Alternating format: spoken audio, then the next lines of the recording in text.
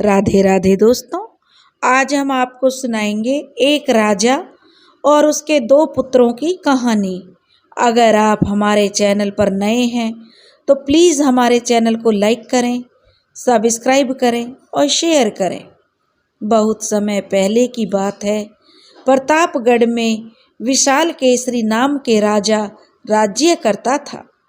वह बहुत ही परोपकारी और नेक दिल था और बहुत ही बलवान भी था। उस राजा के दो पुत्र थे। बड़े पुत्र का नाम समर सिंह था और छोटे पुत्र का नाम शक्ति सिंह था।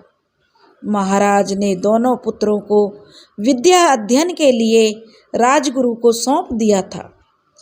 आज महाराज विशाल केसरी दरबार में अपने मंत्रियों के साथ राज्य से संबंधित विचार विमर्श कर रहे थे कि तभी सैनिक ने आकर कहा, महाराज, राजगुरु दोनों राजकुमारों सहित पधारे हैं। तब राजा ने उन्हें महल में पधारने के लिए उनका बहुत आदर सत्कार किया और उनके सम्मान में राजा खड़े हो गए और उन्हें बहुत ऊंचा आसन पर बिठाया। उसके बाद राजकुमारों को बैठने का संकेत किया। दोनों राजकुमार पिता के चरण स्पर्श करके अपने अपने स्थान पर जा बैठे। अमीर उमराव भी राजकुमारों का आगमन सुनकर दरबार में आए और अपने अपने स्थानों पर जा बैठे। कुछ देर के लिए दरबार में सन्नाटा सा छा गया। सब लोग चुपचाप एकटक राजकुमारों को देख रहे थे। विशाल केसरी राजा अपने पुत्रों को देखकर फूले नहीं समा रहे थे। उनके खुशी उनके चेहरे से साफ झलक रही थी। तभी इस चुप्पी को भंग करते हुए मंत्री ने कहा, महाराज, आज तो बड़े आनंद का दिन है। मंत्री की बात को सुनकर महाराज ने कहा, अवश्य मेरा भाग्य उदय हुआ है। अब मैं बहुत ही शीघ्र दोनों राजकुमारों को राज्य के काम सौंपकर और अपने बुढ़ापे के दिन आराम से गुजारा करूंगा। इतना कहकर उन्होंने राजगुरु से कहा, महाराज, राजकुमार किस किस विद्या में पारंगत हुए हैं? राजगुरु ने कहा, राजन, आप इस बात को अपने राजकुमारों से ही पूछ लीजिए। राजगुरु की बात सुनकर राजा ने अपने बड़े पुत्र समर सिंह से पूछा, पुत्र, भला यह तो बताओ तुमने किस विद्या का अध्ययन किया है? समर सिंह अपने स्थान से खड़ा हो गया और हाथ जोड़कर बोला, पिताजी, मैंने राज्य संचालन की विद्या पढ़ी है और गुरु तथा उसके आशीर्वाद से मैं इस विद्या में निपुण भी हो गया हूँ। समर सिंह से ऐसा उत्तर पाकर राजा विशाल केसरी बहुत प्रसन्न हुए और बोले, शाबाश पुत्र, परमात्मा तुम्हारा मंगल करे। उसके बाद राजा ने अपने छोटे पुत्र शक्ति सिंह से पूछा, शक्ति सिंह पुत्र, तुमने कौन सा गुण अपनाया है? पिता के पूछने पर शक्ति सिंह अपने स्थान से खड़ा हो गया और शीश झुकाकर अपने पिताजी से कहने लगा, पिताश्री, मैंने चौर्य कर्म सीखा है और उसमें महान पारंगत हुआ हूँ। अपने प्रिय पुत्र के मुख से ऐसी बात सुनकर विशाल केसरी राजा एकदम चुप हो गए। थोड़ी देर के लिए उनकी आंखों के आगे अंधेरा छा गया। वे सोचने लगे, जिस विद्या को मनुष्य सीखता है उसे कार्य रूप में जरूर लाता है, तो क्या मेरे पुत्र ने चोरी का गुण सीखा है? यानी मेरे पुत्र ने चोरी करना सीखा है, इसी गुण को वह अपने जीवन में उतारेगा। इतना सोचते ही उनका मुख क्रोध से लाल हो गया और वह बहुत ही क्रोध में बोले, तुमने तो बहुत अच्छा गुण सीखा है पुत्र। बेहतर होता तुम मूर्ख ही रहते। तुम्हें कोई विद्या नहीं सिखाई जाती। तुमने कोई विद्या नहीं थी तो कम से कम हमें सब्र होता कि हमारा बच्चा विद्या अध्ययन के लिए नहीं गया। लेकिन तुमने तो जो चोरी करना सीखा है, तो इसे सोच कर महाराज केसरी बहुत क्रोधित होते गए। यह देखकर राजगुरु नम्रता पूर्वक बोले, राजन, क्रोध को शांत कीजिए। भगवान जो कुछ भी करता है वह मंगल करने के लिए ही करता है, उसमें कहीं ना कहीं अच्छा ही छिपा होता है। राजा ने कहा, गुरुदेव, क्या मैं अपने पुत्र को यही विद्या सीखने के लिए आपको सौंपा था? मालूम होता है पूर्वजों का नाम और बड़प्पन को यह मेरा पुत्र डुबा देगा। इतना कहकर विशाल केसरी राजा दोनों हाथ से अपना मस्तक पकड़कर भविष्य की चिंता करने लगे।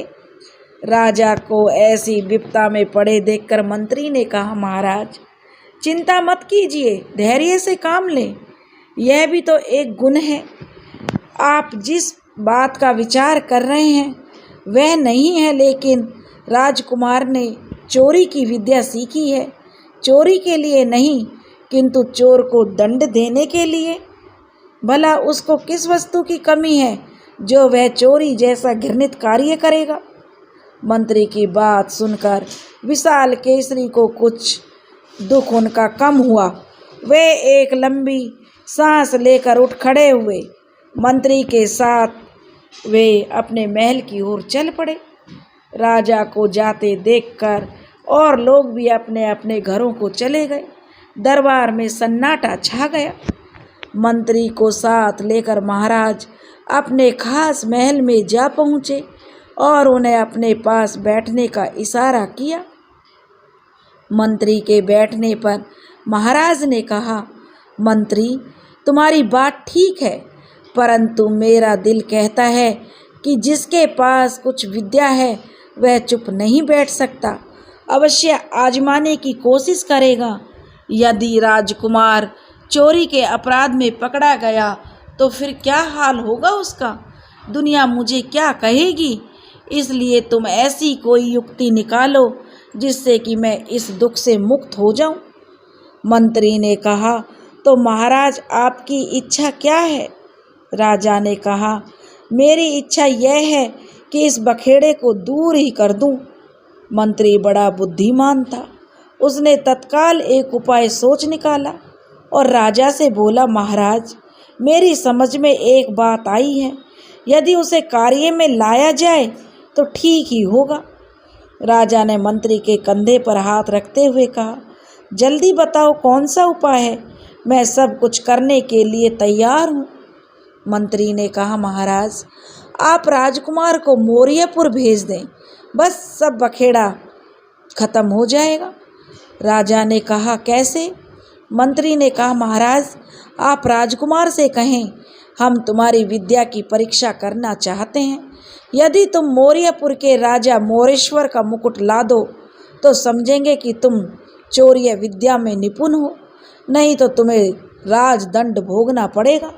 राजकुमार आपकी आज्ञा का उल्लंघन तो करेंगे नहीं महाराज, और तुरंत चल देंगे अपना काम करने के लिए।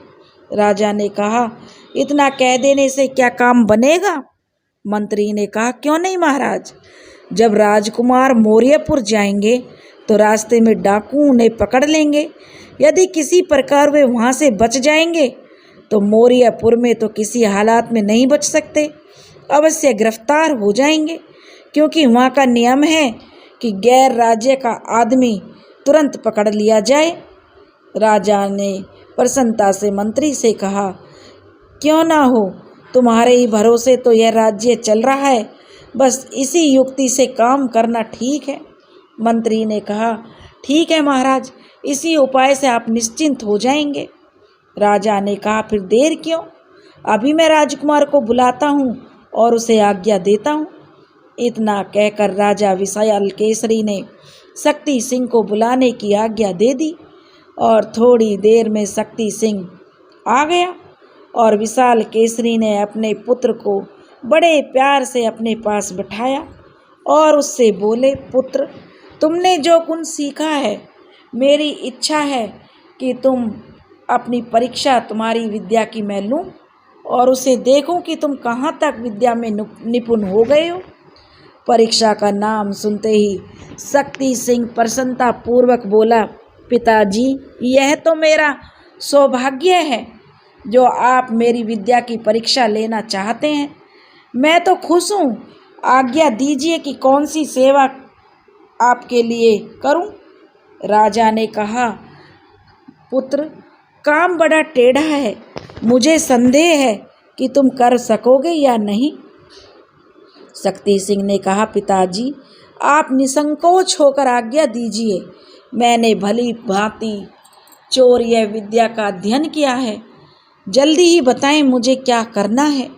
राजा ने कहा, पुत्र, मौर्यपुर के महाराज मोरेश्वर का मुकुट तुम्हें लाना होगा, और वह भी 1 महीने में। शक्ति सिंह ने कहा, आपकी आज्ञा शिरोधार्य है। और राजा ने कहा, और भी सुनो, यह काम तुम्हें गुप्त रूप से करना होगा, और इसके लिए तुमने समय तो सुन ही लिया है। शक्ति सिंह ने कहा, जी पिताजी, आपकी आज्ञा का पालन होगा। राजा ने कहा, तो अच्छा है, तो इस काम के लिए कल प्रातः ही जो यात्रा करना ठीक होगा। शक्ति सिंह ने कहा, पिताजी, जैसी आपकी आज्ञा। इतना कहकर वह एक ओर चला गया। उधर राजा ने मंत्री को विदा किया और अपने आप निश्चिंत होकर अपने महल में अंदर चले गए। राजकुमार अब मौर्यपुर जाने की तैयारी करने लगा। भोर का समय था। उसने सफ़ेद मुंडासा अपने सिर पर बांधा और सफ़ेद कपड़े पहने और कमर में एक तलवार रखी और एक घोड़े को लेकर वह शक्ति सिंह अपने राज्य से पूर्व दिशा की तरफ चल दिया। चलते चलते शक्ति सिंह ने अपने घोड़े को एक झरने के पास रोक दिया और उस पर से उतर गया, क्योंकि अब सूर्य देवता अपनी समस्त किरणों के साथ आकाश पर पहुंच चुके थे। शक्ति सिंह ने घोड़े से उतरकर एक चट्टान पर बैठकर अपने कपड़े उतारे और उस जलने के स्वच्छ जल में स्नान किया। इस समय शक्ति सिंह को कुछ भूख लगाई थी। उसने गठड़ी से अपने कुछ मेवे निकाले और अपनी भूख को शांत किया। उसके बाद घोड़े की रास लंबी कर दी और वहीं नरम नरम घास पर एक चादर बिछाकर सो गया। जिस समय शक्ति सिंह सोया हुआ था, उसी समय 2 हष्ट-पुष्ट युवक उस पहाड़ी से निकले हुए जा रहे थे। वे आपस में बातचीत करते हुए जा रहे थे। तभी उनमें से एक की नज़र शक्ति सिंह पर पड़ी। थोड़ी दूर जाकर वे दोनों रुक गए। जिसकी नज़र पड़ी थी उसने इशारा करके कहा, रतन, देखो वहाँ पर कोई पड़ा है। रतन ने गर्दन ऊंची कर कर इधर उधर देखा और कहा, कुछ भी तो नहीं है, मुझे तो कुछ नहीं दिखाई दे रहा। तुम बड़े वहमी हो, चलो अपना काम करते हैं। उस युवक ने कहा, नहीं भाई, अच्छी तरह देखो, कुछ सफ़ेद वस्त्र पड़ा है, आओ जरा आगे चलकर देखते हैं। रतन ने भुनभुना कर कहा, बहुत शक करते हो। उस युवक ने कहा, भाई, तुम जो चाहो सो कहो, मैं तो बिना वहाँ गए नहीं रहूँगा। तुम्हारी इच्छा हो तो मेरे साथ चलो, नहीं तो मैं जा रहा हूँ। इतना कहकर वह युवक आगे बढ़ गया। अपने साथी को रतन से जाते हुए देखकर रतन से रुका नहीं गया। वह भी भुनभुनाता हुआ उसके पीछे चल पड़ा। थोड़ी देर में वे दोनों शक्ति सिंह के नज़दीक आ पहुँचे। उन्होंने देखा कि जिसे वे कुछ नहीं समझते थे, वह केवल रतन का वहम नहीं था, वह तो एक मनुष्य था। उस युवक ने रतन सिंह के कंधे पर हाथ रखते हुए कहा, क्यों भाई, क्या देख रहे हो, यह मेरा भ्रम था क्या? रतन सिंह ने कहा, वह तो सब ठीक है, मगर आश्चर्य इस बात का है, ऐसे भयानक स्थान में जहाँ हिंसक जंतुओं का वास है, यह मनुष्य कैसे आ गया? उसने कहा, मुसाफिर है, भटकते भटकते पहुँच गया होगा। रतन ने कहा, अच्छा, उसके पास तो चलकर देखते हैं। दोनों युवक उसके पास आ गए और देखा वह मनुष्य अचेत पड़ा है। उसके बगल में एक छोटी सी गठड़ी, एक तलवार और एक कटार रखी है। पास ही एक अच्छा सा घोड़ा पेड़ से बंधा हुआ था, जो हरी हरी घास खा रहा था। रतन ने शक्ति सिंह की ओर संकेत करते हुए अपने साथी से कहा, यार यह तो कोई राजपूत सिपाही मालूम होता है। साथी ने कहा, हाँ, यह तो मैं भी देखते ही समझ गया था, तुम अपना हाथ उसकी नाक के पास ले जाकर देखो, इसकी सांस चल रही है या नहीं, यह सोया हुआ है या मुर्दा है। रतन अपना हाथ शक्ति सिंह की नाक के आगे ले जाकर बोला, भाई यह तो जिंदा है, इसकी सांस तो बराबर चल रही है। मालूम होता है कहीं जा रहा था और मार्ग भटककर इधर चलाया और थक जाने से यहाँ सो गया है। अपने साथी की बात सुनकर उस रतन ने शक्ति सिंह के पास में रखी हुई गठड़ी खोली, मगर उसमें मेवा और खाने के सामान के अलावा कुछ भी नहीं था। तब उसने अपने साथी से कहा, रतन, मालूम होता है किसी राजा का नौकर है जो लंबे सफ़र पर जा रहा था। रतन ने कहा, ठीक है भाई, मेरा भी यही अनुमान है। अच्छा, अब आगे क्या करना चाहिए? साथी ने कहा, इसके पास जरूर किसी के नाम की चिट्ठी या धन होगा। रतन ने कहा, फिर तुम्हारी क्या राय है? उसके साथी ने कहा, बस इसे पकड़कर अपने सरदार के पास ले चलते हैं। इतना परामर्श होने के उपरांत दोनों एक साथ शक्ति सिंह पर जो झपट पड़े और उसे पकड़ लिया। बेचारा युवक निद्रा नींद होने के कारण कुछ कर न सका, बल्कि आश्चर्य में दोनों का मुंह तकने लगा। कुछ क्षणों के बाद शक्ति सिंह ने पूछा, भाई तुम लोग मुझे क्यों पकड़ रखे हो? तब दोनों साथियों ने कहा, तुम कौन हो और यहाँ क्यों सोए हुए थे? शक्ति सिंह ने कहा, भाई मैं मुसाफिर हूँ और बहुत दूर से आ रहा हूँ। रास्ते में मुझे परिश्रम ने मुझे सुला दिया, क्योंकि रास्ते में मैं बहुत थक गया था, इसलिए मुझे नींद आ गई। आप लोग कौन हैं और मुझे क्यों पकड़े हुए हैं? तब रतन ने कहा, ठीक ठीक बताओ कि तुम्हारा घर कहाँ है और तुम कहाँ जा रहे थे? शक्ति सिंह ने कहा, आप लोग पूछकर क्या करोगे? तब रतन ने कड़क कर कहा, हम लोग तुम्हें अपने सरदार के पास पकड़कर ले जाएंगे। फिर शक्ति सिंह ने पूछा, क्यों? तब उसका रतन का साथी कहने लगा, इसलिए कि तुम्हें सूली पर चढ़ाना होगा। हमारे मुखिया की यही आज्ञा है। इस पहाड़ी के नज़दीक जिस किसी को देखो उसे तुरंत गिरफ्तार कर लो। शक्ति सिंह ने कहा, तुम्हारा मुखिया क्या काम करता है? रतन ने हंसते हुए कहा, हम लोग तो डाकू हैं। शक्ति सिंह की समझ में आ गया कि वह डाकुओं के साथ हाथ में फंस गया है। थोड़ी देर वह विचार करता रहा, फिर बोला, भाई मेरे पास क्या रखा है? ना तो मेरे पास धन है और ना ही माल है, केवल थोड़े से मेवे हैं। यदि तुम्हारी इच्छा हो तो वह ले लो, मगर मुझे छोड़ दो। साथी ने कहा, तुम बहुत चालाक मालूम होते हो, तुम सच सच बताओ, यहाँ किस लिए आए थे तो हम छोड़ देंगे, नहीं तो तुम्हारी जान की खैरियत नहीं है। शक्ति सिंह बड़ी कठिनाई में फंस गया। उसने सोचा, मालूम होता है ये लोग मुझे राजा का जासूस समझ रहे हैं। उसे इस प्रकार सोच विचार करते देखकर रतन ने अपने साथी से कहा, यार वही बात है, अवश्य यह कोई जासूस है। भगवान ने बड़ी कृपा की जो हम लोगों ने इसे पकड़ लिया, नहीं तो यह अवश्य हम लोगों को पकड़वा देता। खैर चलो, इसे अपने मुखिया के पास ले जाना ही ठीक होगा, फिर वे जैसी आज्ञा देंगे वैसा किया जाएगा। उसके साथी ने कहा, ठीक है रतन, बस फिर क्या था। दोनों ने शक्ति सिंह को अपने साथ चलने पर मजबूर कर दिया। शक्ति सिंह ने सोचा, मेरा नुकसान ही क्या है, चलो उनके मुखिया से भी दो चार बातें कर लूँ, शायद वहाँ मौर्यपुर का पता चल जाए, आगे भगवान की जैसी इच्छा। यह सोचकर शक्ति सिंह उनके साथ चल दिया और वह मुखिया के पास जाने के लिए राजी हो गया। दोनों युवकों ने उसके हाथ खूब मजबूती के साथ रस्सी से बांध दिए और उसे पहाड़ी की ओर ले जाने लगे। लगभग 50-60 गज जाने के बाद रतन ने अपने साथी से कहा, इसकी आंखों पर पट्टी बांध दो। शक्ति सिंह ने कहा, भाई मैं तो चुपचाप चल रहा हूँ, फिर मेरी आंखों पर पट्टी क्यों बांध रहे हो? रतन ने कहा, हमारे मुखिया का ऐसा ही हुक्म है, तुम चुप रहो। बेचारे शक्ति सिंह की आंखों पर पट्टी बांध दी गई और वह छोटी सी मंडली आगे बढ़ी।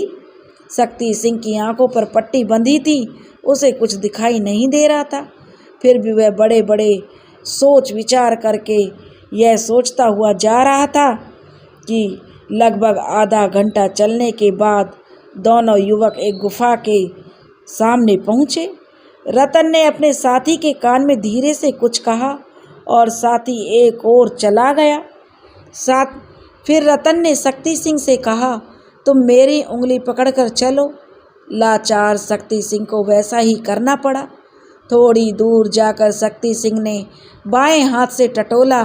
उसे मालूम हुआ कि इस समय मैं एक गुफा में हूँ। उसी प्रकार चलते हुए पूरे 1 घंटे में वे दोनों एक मैदान में पहुँच गए।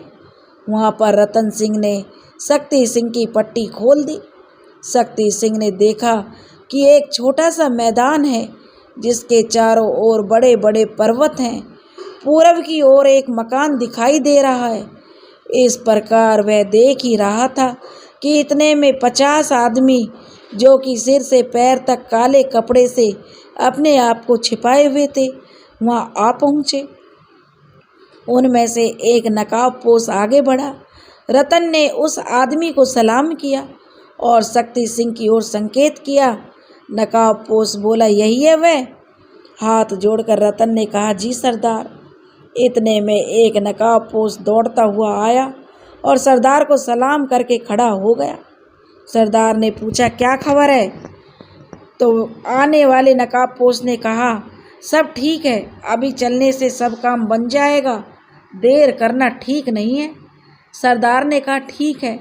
इतना कहकर उसने रतन से कहा, सावधानी से इसकी रखवाली करना और कल हाजिर करना, अभी समय नहीं है।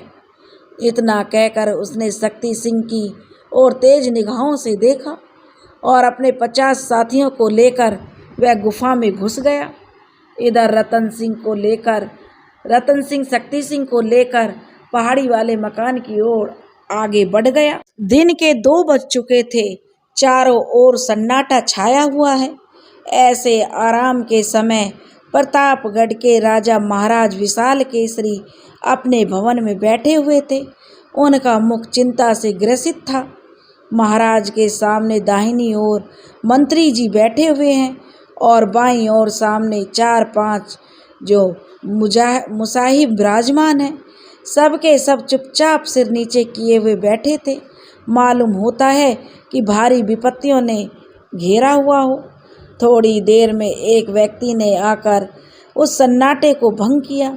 महाराज विशाल केसरी उस मनुष्य को देखते ही बोल उठे, नगर सेठ, क्या खबर है?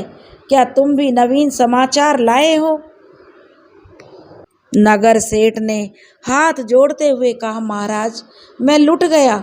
मेरा सर्वस्व डाकू लूट ले गए। घर में भोजन बनाने के लिए भी उन्होंने कुछ नहीं छोड़ा। उन्होंने टूटा फूटा पात्र तक नहीं छोड़ा। मैं तो लुट गया। आप हम लोगों की रक्षा करें। इन डाकुओं ने तो ऐसा उपद्रव मचा रखा है कि खाना पीना सोना उठना बैठना सब मुहाल हो गया है। इतना कहकर वह नगर सेठ रोने लगा। उसकी आंखों से आंसुओं की धारा बहने लगी। नगर सेठ की ऐसी दशा देखकर महाराज ने कहा, तुम घबराओ मत, डाकुओं को पकड़ने का बंदोबस्त किया जा चुका है। मैं भी बड़ा हैरान हूँ। इसी काम को करने के लिए मैंने सेनापति को बुलाया है।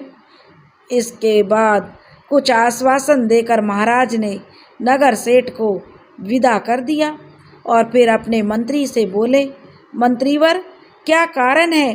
डाकू पकड़े क्यों नहीं जाते? क्या मेरे हुक्म की तामील नहीं की जाती? यदि ऐसा उपद्रव जारी रहा तो मालूम होता है कि एक ना एक दिन मुझ पर भी बीतेगी। मंत्री ने नम्रतापूर्वक हाथ जोड़कर कहा, महाराज, अन्नदाता, आपकी आज्ञा अनुसार ही सब बंदोबस्त किया गया है। महाराज ने तो स्वयं ही राजकुमार समर सिंह को उनका पता लगाने भेजा था, परंतु सफल नहीं हुआ। मैंने तो चारों ओर जासूस दौड़ा दिए हैं, मगर डाकुओं का कहीं भी पता नहीं लगा। रही नगर के इंतजाम करने की, तो महाराज वह भी भली भांति कर दिया है। चारों तरफ दोहरा पहरा बैठा दिया गया है और कड़ाई से ताकीद कर दी है कि पहरे में जरा भी लापरवाही नहीं होने पाए, नहीं तो राजा इसका सजा देगा कि रात को किसी भी मनुष्य को सड़क पर देखो तो फौरन गिरफ्तार कर लो। महाराज ने आश्चर्य से कहा, इतना सख्त पहरा होने पर भी डाकू अपना काम कर रहे हैं मंत्रीवर?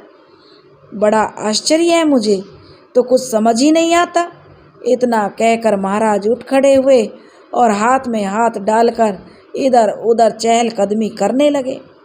महाराज को दुखी देखकर वहीं बैठे 4-5 मनुष्य आपस में दुख प्रकट करने लगे और मंत्री से बोले, हम लोगों का क्या हुक्म है?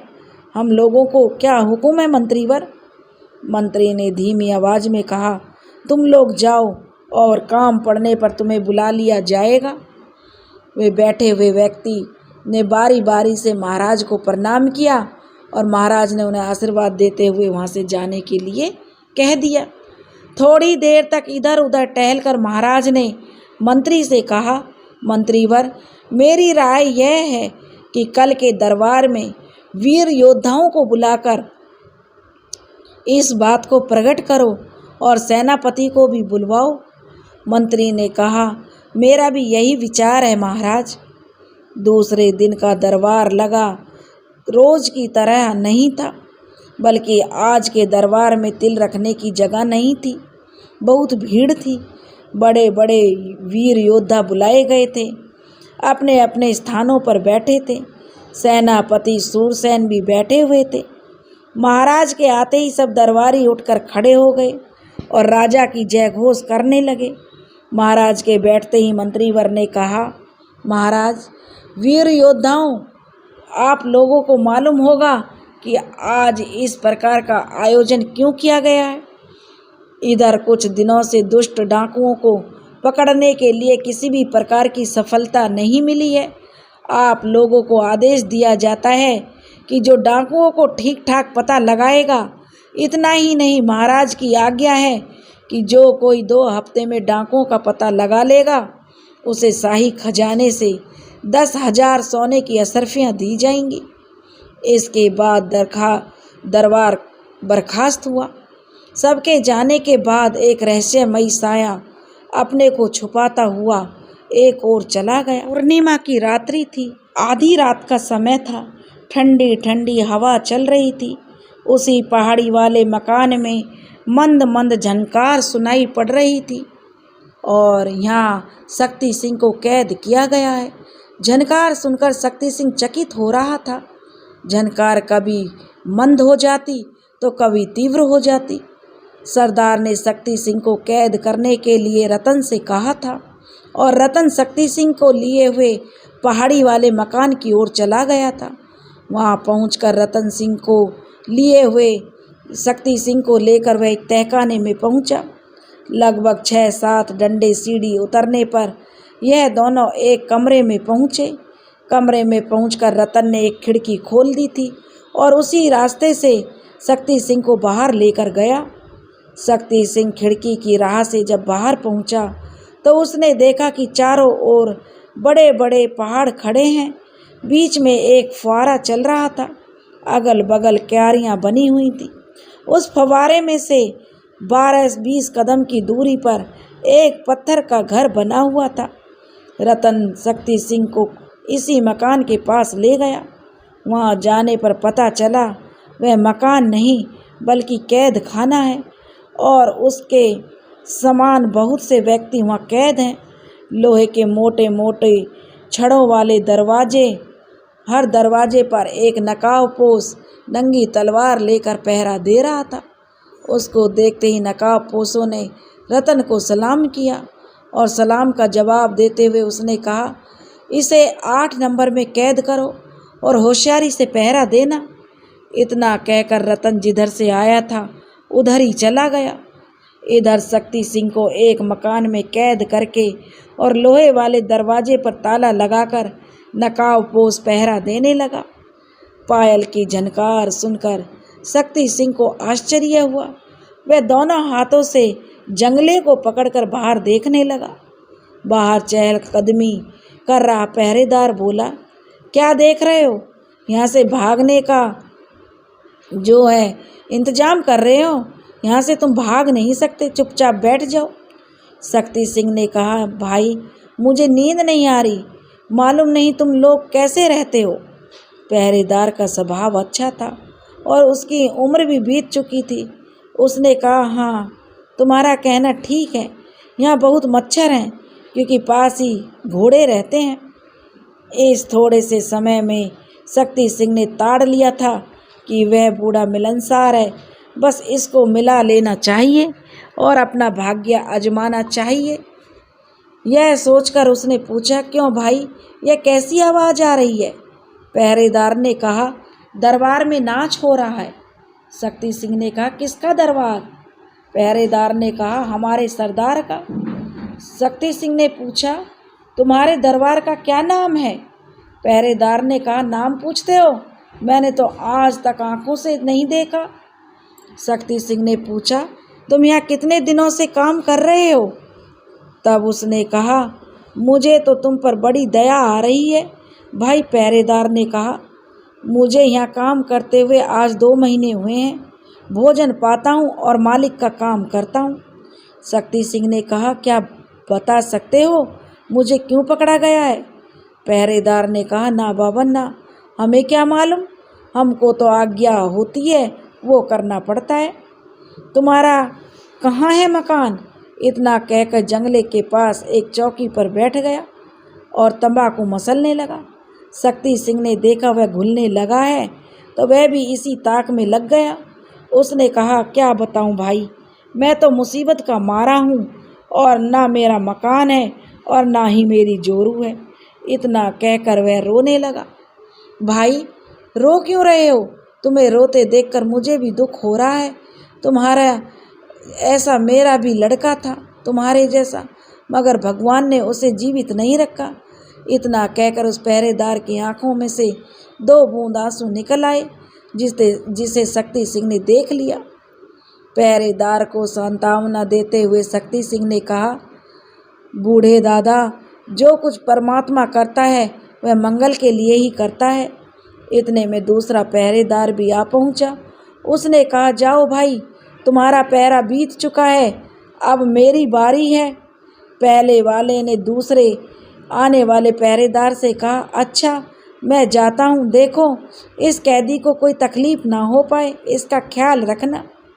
उस आगंतुक ने कहा, नहीं नहीं, जब तुम कहते हो तो इसे कोई भी तकलीफ नहीं होगी।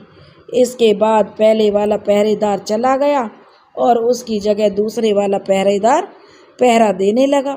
शक्ति सिंह ने ऐसे मौके को हाथ से जाना ठीक नहीं समझा। उसने पहरेदार से घबरा कर कहा, अरे भाई मुझे बहुत जोर की पेशाब लगी है, जल्दी बोलो क्या करते हो, बोलते हो या नहीं, बैठूं? इतनी बातें शक्ति सिंह एक सांस में ही कह डाली। इससे पहरेदार घबरा गया। उसने तुरंत दरवाज़ा खोल दिया। दरवाज़ा खुलते ही शक्ति सिंह उस पहरेदार पर टूट पड़ा और बात की बात में उसे बेहोश कर दिया। फिर उसके हाथ पैर बांधकर उसे कैद खाने में कैद कर ताला जड़ दिया और चाबी लेकर आगे बढ़ा। थोड़ी दूर जाकर वह फिर लौटा और उस पहरेदार के कपड़े पहनकर हाथ में तलवार लेकर उसी खिड़की की ओर बढ़ा। वहां पहुंचकर उसने खिड़की खोली और तहखाने में पहुंचा। उसी सीढ़ी के द्वारा वह ऊपर पहुंच गया। तहखाने की सीढ़ी के ऊपर पहुंचकर शक्ति सिंह बाईं ओर मुड़ा और वहां एक दलान में पहुंच गया। यहाँ आने पर उसके मन में विचार आया। उसने सोचा, भागने की बजाय इस मकान में घूम घूम कर कुछ पता करना चाहिए। इतना सोचकर वह एक कोठड़ी की ओर बढ़ गया। वहां पहुंचकर उसने दरवाजे पर हल्का सा धक्का दिया, जिससे वह खुल गया। शक्ति सिंह भीतर गया, मगर अंधेरा होने के कारण कुछ भी दिखाई नहीं दिया। बड़ी कठिनाई से वह बाएं कोने में पहुंचा। वहां उसे मालूम हुआ कि यहाँ एक सीढ़ी है। फिर क्या था, वह धीरे धीरे ऊपर चढ़ गया। थोड़ी दूर जाकर पुनः उसे एक दरवाज़ा मिला और पहले की तरह उसने उसे भी खोल दिया। दरवाजे के खुलते ही धुंधली रोशनी दिखाई पड़ी। शक्ति सिंह उसी रोशनी के सहारे आगे बढ़ा। उसके अंत में एक विशाल भवन में जा पहुंचा। वहां उसने देखा 3-4 सुंदरियां हैं। किसी के हाथ में बांसुरी है तो किसी के हाथ में डफली है। कमरे की सजावट का तो पूछना ही क्या, साक्षात रानीवास प्रतीत हो रहा था। सुंदरियां बहुमूल्य आभूषणों से सुसज्जित थीं। इसके पश्चात वह आगे बढ़ा और उसे एक और दरवाज़ा दिखाई पड़ा। शक्ति सिंह ने उसे खोला। आगे कैद खाना दिखाई पड़ा। वह समझ गया, यहीं से मैंने गाने बजाने की आवाज़ सुनी थी। इस प्रकार घूमता फिरता हुआ शक्ति सिंह नीचे उतर आया। फिर वही उसी दल्लान में आ पहुंचा। अब वह यहाँ से दाहिनी ओर बढ़ा। थोड़ी दूर जाकर उसे फिर से इधर एक दरवाज़ा मिला। जब उसने उस दरवाजे को खोला तो आगे एक बड़ा मैदान देखा। वह तुरंत उस मैदान में पहुंच गया और चारों ओर देखने लगा। शक्ति सिंह ने तुरंत समझ लिया कि यह वही मैदान है जहाँ मेरी आंखों पर पट्टी खोली गई थी और नकाब पोशों से भेंट हुई थी। इस प्रकार वह सोच ही रहा था कि इतने में ही पूरब से सीटी की आवाज़ आई। थोड़ी देर में उसी प्रकार की सीटी की आवाज़ उत्तर से सुनाई पड़ी और रोशनी नजर आने लगी। शक्ति सिंह ने देखा कि 5-7 युवक उसकी ओर चले हुए आ रहे हैं। वह तुरंत एक पेड़ पर चढ़ गया। थोड़ी देर में लोग उसी पेड़ के नीचे आ गए और खड़े हो गए। चांदनी रात थी। शक्ति सिंह ने रतन को तुरंत पहचान लिया। इस रतन की कमर में तलवार और हाथ में बर्छा था। रतन ने बर्छे को कंधे पर रखते हुए कहा, मैंने इसी जगह एक आदमी को देखा था, मगर वह कहीं दिखाई नहीं पड़ रहा। अच्छा, तुम लोग चारों ओर ढूंढो। उन युवकों ने वहाँ की सारी जमीन छान मारी, मगर कहीं भी कुछ दिखाई नहीं पड़ा। तब रतन ने कहा, इधर जाओ, एक बार कैदियों को देख कर आओ। उधर गए। वहाँ तुरंत पता चल गया और थोड़ी देर में हाँफते हुए वे सैनिक वहाँ आ गए। उनकी ऐसी हालत देखकर रतन ने ताड़ लिया कि कुछ ना कुछ घपला हुआ है। उसने हरदर से पूछा, क्या बात है हरदर? हरदर ने कहा, नंबर 8 का कैदी भाग गया। रतन ने घबरा कर कहा, क्या नंबर 8 का कैदी भाग गया? हरदर ने कहा, हाँ। रतन ने कहा, पहरेदार कहाँ है? हरदर ने कहा, वह तो कैद खाने में बंधा हुआ पड़ा है और दरवाजे पर ताला लगा हुआ है। रतन ने घबरा कर कहा, यह तो बड़ी आफत आ गई। मालूम होता है कैदी पहरेदार को बंदी बनाकर चाबी ले गया। इतना कहकर रतन ने अजीब सीटी बजाई, जिसके साथ ही 7-15 जवान वहाँ आ पहुँचे। रतन ने उन लोगों से कहा, एक कैदी भाग गया है, तुम लोग चारों ओर ढूंढो और सब मुहानों पर पहरा लगा दो। रतन ने यह कहकर उन सब से विदा कर दिया उन्हें और मैदान में भी 4-5 आदमियों को पहरा बिठा दिया। उसके बाद रतन वहाँ से चला गया। पहरेदार के मुंह में कपड़ा ठुसा हुआ था। उसके हाथ पैर भी बंधे हुए थे। रतन ने अपने हाथ से उसके बंधन खोले और उससे कैदी के बारे में पूछने लगा। पहरेदार ने कहा, जब मेरे पहले पहरे का समय आया था तब मैंने जगपति सिंह को जाने के लिए कहा। जगत सिंह ने जाते हुए मुझसे कहा कि देखना इस कैदी को कोई तकलीफ़ ना हो पाए। मैंने कहा कि कोई तकलीफ़ नहीं होगी। उसके बाद जगत सिंह चला गया और मैं अपना काम करने लगा। थोड़ी देर में ही अचानक वह घबरा कर बोला, भाई मुझे बहुत तेज़ पेशाब लगी है, दरवाज़ा खोलते हो या नहीं? उसकी आवाज़ में न जाने कहाँ की शक्ति थी। मैंने कुछ ना कहा और चुपचाप दरवाज़ा खोल दिया। दरवाज़ा खुलते ही वह मेरे ऊपर झपट पड़ा और एक एक करके घूंसा मेरी नाक पर मारा, जिससे मैं समझ ही नहीं सका और तुरंत बेहोश होकर गिर पड़ा। जब होश आया तब मैंने आपको अपने पास देखा और अपने आप को बंधे हुआ देखा, कैद खाने में पाया। इतना कहकर वह पानी मांगने लगा। एक युवक ने उसे पानी लाकर दिया। उसने पानी पी लिया। उसने कहा, मैं समझता हूँ इस काम में जगत सिंह का जरूर हाथ है, उसको पकड़ना ही ठीक रहेगा। रतन ने कहा और चल पड़ा। वे लोग जगत सिंह के डेरे पर पहुँचे। उस समय सुबह होने वाली थी। रतन ने दरवाजे पर धक्का देते हुए जोर से पुकारा, जगत सिंह, जगत सिंह। जगत ने दरवाज़ा खोला। दरवाज़ा खुलते ही सब के सब एक बार उस पर टूट पड़े। रतन ने उसका हाथ पकड़कर कहा, क्यों बे, तुझे कुछ डर नहीं है? तुझे मालूम है कि कैदी भगाने का दंड क्या होता है? जगत सिंह आश्चर्य में सबका मुंह तकने लगा। उसकी जबान से एक भी शब्द नहीं निकला। रतन ने कड़ी आवाज में कहा, जगत, तुमने अच्छा काम नहीं किया। जब सरदार को पता चलेगा कि तुमने कैदी को भगा दिया तो उसी समय तुम्हें सूली पर चढ़ा दिया जाएगा।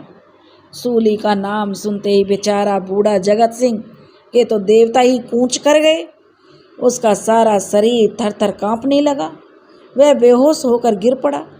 जगत सिंह की ऐसी हालत देखकर रतन ने 2 व्यक्तियों को हाथ से उसका भार सौंपकर बाकी व्यक्तियों को लेकर वह उसी वृक्ष के नीचे पहुंच गया जिस वृक्ष पर शक्ति सिंह बैठा था। जिस समय वे लोग उस पेड़ के नीचे पहुंचे, सूर्य अपनी किरणों के साथ आसमान पर चमक रहा था। रतन ने अपने साथियों से कहा, आज सरदार भी यहाँ नहीं है, कल तक आ जाएंगे, फिर जैसी आज्ञा देंगे वैसा किया जाएगा, तुम लोग जाओ। इतना कहकर वह जैसे ही मुड़ा कि एक नकाबपोश ने आकर उसे सलाम किया और कहा, आपकी आज्ञा अनुसार कैदी को बहुत ढूंढा मगर उसका कहीं भी पता नहीं चला। मैंने वीर सिंह और खड़क सिंह को सरहद के बाहर भी भेज दिया है, लेकिन सब बेकार रहा।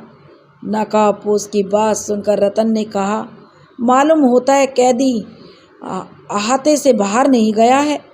कल्याण सिंह के डेरे पर जाओ और उससे कह दो कि पहाड़ों के चारों तरफ पहरे का इंतजाम कर दे। इतना कहकर रतन ने उसको विदा किया और जेब से एक सीटी निकालकर बजाई, जिसके जवाब में उत्तर में सीटी की आवाज़ आई। 10-15 मिनट में 2 नकाबपोश आ गए।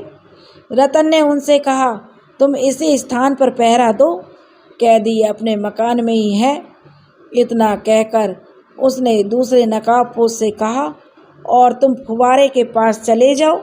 दोनों नकाबपोशों ने कहा कि जो आज्ञा। पहरे का पूरा इंतजाम करके रतन अपने बैठक में आ गया। कागज़ कलम निकालकर उसने एक पत्र लिखा और एक नकाबपोश को देते हुए कहा, यह चिट्ठी अभय को दे देना और इतना कह के इसे सरदार के पास पहुंचा दे। नकाबपोश पत्र लेकर एक ओर चला गया और रतन दूसरे कमरे में घुस गया। शक्ति सिंह को पेड़ पर बैठे बैठे रात हो गई। नीचे पहरे के कारण उसे उतरने का मौका नहीं मिला। पेड़ बहुत बड़ा था। उसके आकार से यही लगता था कि कम से कम 200-300 वर्ष पुराना होगा। उसकी सघन छाया इतनी बड़ी थी कि उसके नीचे प्रचंड धूप से घबराए हुए 200 व्यक्ति आराम कर सकते थे। जब कभी विशेष काम होता था तब इसी पेड़ के नीचे सरदार की सभा लगती थी, विचार विमर्श होता था। तभी 4-5 नकाबपोश हाथ में मसाल लेकर उस पेड़ के नीचे आए। उनमें से एक पहरेदार ने कहा, आज यहाँ सरदार की बैठक होगी, जाओ जल्दी से इंतजाम करो। इतना सुनकर पहरेदार चला गया और थोड़ी देर में 4-5 व्यक्तियों के हाथ बिछावन ले आया। बस फिर क्या था, थोड़ी देर में वहाँ दरी बिछा दी गई। 100 आदमियों के लिए बैठने का इंतजाम हो गया। एक व्यक्ति ने ठीक उसी पेड़ के नीचे टेबल कुर्सी रख दी। दूसरे व्यक्ति ने उसी टेबल के दाहिनी ओर एक जलती हुई मसाल गाड़ दी। धीरे धीरे वहाँ की जमीन नकाबपोशों से भर गई। थोड़ी देर में बिगुल बजा और एक नकाबपोश आया। उसके आते ही सब उठ खड़े हुए। वह सरदार की जय जयकार का नारा लगाते हुए सब बैठ गए। नकाबपोश उस कुर्सी पर बैठ गया और सबको संबोधित करते हुए बोला, साथियों, आज आप लोगों को यहाँ इसलिए बुलाया गया है कि सरदार इतना ही कह पाया था कि रतन भागता हुआ वहाँ आया। उसने सरदार के कान में कुछ कहा जिससे सरदार की हालत खराब हो गई और वह बहुत ही बेचैन हो गया। उसके मुख से पसीना छूटने लगा। उसने सबको संबोधित करते हुए कहा, इस समय रतन सिंह ने ऐसी खबर सुनाई है कि मुझे तुरंत जाना होगा, इसलिए आज की सभा किसी और दिन होगी। आप सब लोग भी जा सकते हो। अब रतन और सरदार को छोड़कर वहाँ कोई नहीं रह गया था। सबके जाने के बाद सरदार ने कहा, रतन सिंह तुम्हारी क्या राय है? इतना कहकर उसने अपना नकाब उतार कर टेबल पर रख दिया। शक्ति सिंह जो पेड़ पर बैठकर यह सब कार्य देख रहा था, सरदार का चेहरा देखकर बुरी तरह चौंक पड़ा। उसके मुख से आश्चर्य भरे शब्द निकल पड़े।